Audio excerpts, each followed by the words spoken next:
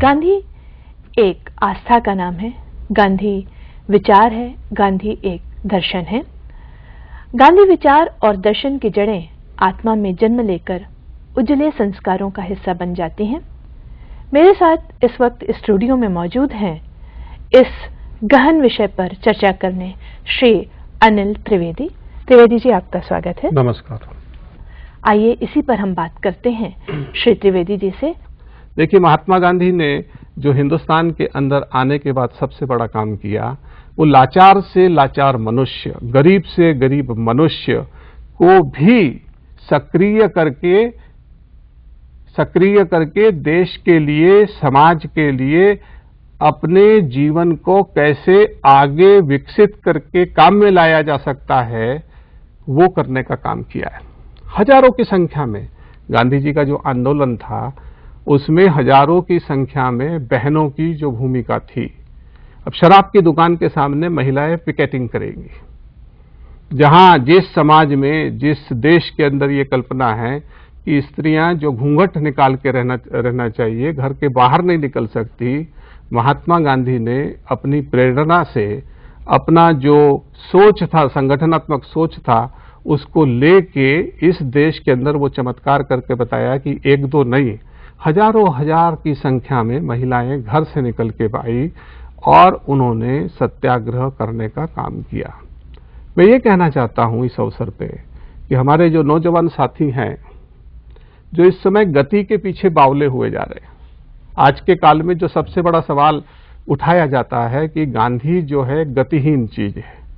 मैं कहता हूं कि गांधी दर्शन, गांधी का सोच, गांधी का समग्र जीवन, समग्र जो दृष्टि है, जैसे ब्रह्मांड की संतुलित गति है कि आसपास से कितना भी कुछ भी गड़बड़ हो जाए, ब्रह्मांड में कभी आपस में टकराहट नहीं होती।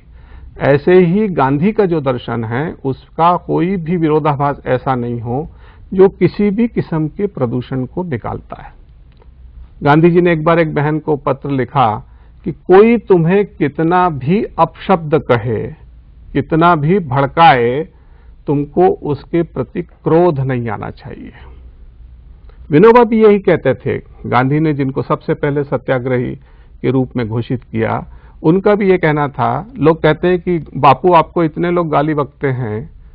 विनोबा भी कहते थे कि आपको गाली बक दी, तो उन्होंने कहा उसने गाली दी, मैंने ली नहीं, तो उसकी गाली फेल हो गई। ये जो ईसा का सिद्धांत है कि कोई आपके एक गाल पे चाटा मारे तो आप उसके सामने दूसरा कर दीजिए, लोग इसको कायरता की बात कहते हैं, समझ ही नहीं पाते उसके पीछे की दृष्टि को जारी जाते।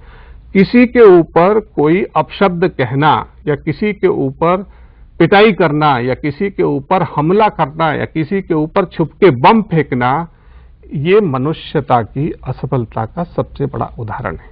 आज के दौर में, आज के काल में हम उसी सारी समस्याओं से जूझ रहे हैं जिनके समाधान हमारे सामने दिखाई नहीं देते। जैसे आतंकवाद का सवाल है, हिंसा का सवाल है, नफरत का सवाल है, देश के आदमी को आदमी के प्रति ही संदेह का जो सवाल है, जो हमारा पूरा सिस्टम है, उसको भी ये समझ में नहीं आ रहा कि आतंकवाद की समस्या का हल कैसे किया जाए। हमारे राजनेता भी ये कह रहे हैं कि भाई बहुत मजबूत, कठोर ऐसे कानून बनाने चाहिए कि जिससे आतंकवादी डर जाए। सवाल ये उठता है कि जो आतंकवादी अपने आप को बम में परिणित कर चुका है, उसको कौन से कानून का डर होगा, कौन से जेल का डर होगा, कौन सी कठोर सजा की जरूरत होगी। जो स्वयं अपने को नष्ट करने पे तुला हुआ है, उसमें इसी बिंदु को हमको खोजना पड़ेगा गांधी की दृष्टि से कि वो आतंकवादी प्रवृत्तियों की तरफ जा क्यों रहा है। इसीलिए गांधी ने हमेशा हृदय परिवर्तन की बात कही। गांधी ने हमेशा चीजों को गहराई तक समझने की बात की। केवल सार्वजनिक प्रश्नों का सवाल नहीं है, ये जो हमारा शरीर है पूरा, इसकी जो प्रकृति है, इसको समझने के लिए भी उन्होंने प्राकृतिक चिकित्सा का और जीवन शैली का जो अद्भुत शास्त्र गढ़ के हम सबके सामने रखा है, उसे गहराई से अध्ययन करना मेरे ख्याल से गांधी जीवन का जो दर्शन है, उसका एक बहुत ही महत्वपूर्ण हिस्सा है। गांधी ने जो सार्वजनिक जीवन के बारे में मापदंड हम लोगों को बताए, आज के काल में हमको लगता है कि ये ऐसा हो ही नहीं सकता। मैं आपको बताऊं, आज हम इतनी फिजूल खर्ची करते हैं, निजी जीवन में भी और सार्वजनिक जीवन में भी इतनी फिजूल खर्ची है कि बिल्कुल उसका कोई जस्टिफिकेशन नहीं होके भी हमको लगता है कि ये सारी फिजूल खर्ची हम न करें तो शायद हमारा निजी और सार्वजनिक जीवन चल ही नहीं सकता। साधनों की शुचिता के बारे में हमारा कोई आग्रह आज के काल में नहीं है। हम तो ये मानने लगे हैं कि चाहे जैसे लक्ष्यों से, चाहे जैसे साधन से लक्ष्य को हासिल कर लेना चाहिए। लक्ष्य को हासिल करने के लिए यदि अन्याय भी होता है तो करना चाहिए, अपराध भी होता है तो करना चाहिए, पर गांधी को इसमें से कुछ भी कबूल नहीं था। जैसे उन्होंने जीवन की, आश्रम जीवन की ये मर्यादा मानी कि यहां पर निजी संपत्ति नहीं है, जो कुछ है वो आश्रम का है।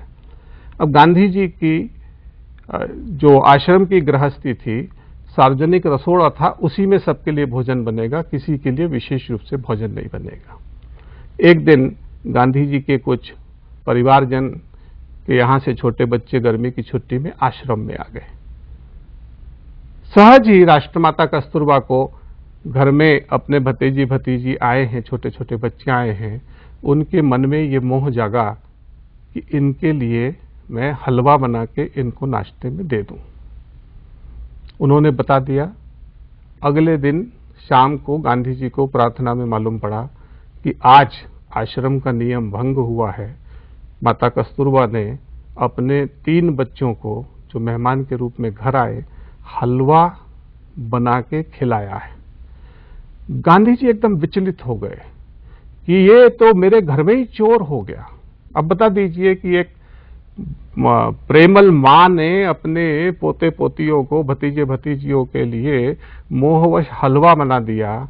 उसके लिए गांधी जी ने उस समय के अपने अखबार में हिंदी नवजीवन के अंदर हाथ जोड़ के माफी मांगी और कहा कि मेरी पहाड़ जैसी भूल, मेरे घर के अंदर ही चोर जिसने आश्रम के नियम का भंग किया और अपने लोगों के लिए और दूसरे बच्चों के अंदर भेद किया और उनके लिए हलवा बनाया।